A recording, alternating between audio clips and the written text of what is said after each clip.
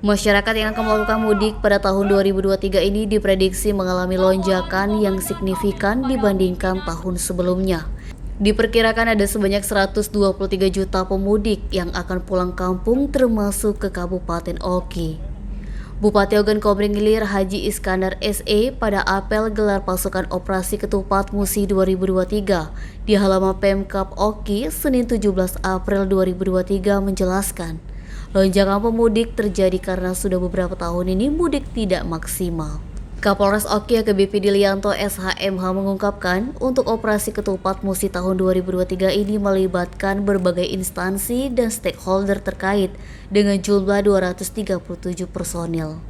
Personil yang dilibatkan dari kepolisian sebanyak 137 personel dari Polri dan personel lainnya, TNI, unsur pemerintahan dan lainnya sehingga berjumlah 237 personil.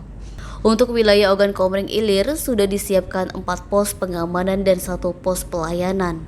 2 pos pengamanan berada di luar jalur tol yakni di Jalan Lintas Timur, terdapat di Pasar Tugu Mulyo, Kecamatan Lempuing, dan di perbatasan Sumatera Selatan dengan Lampung di Kecamatan Mesuji.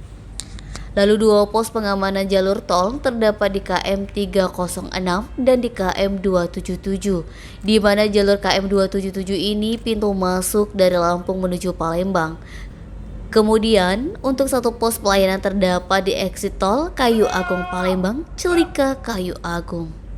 Niskia Sumek.com melaporkan.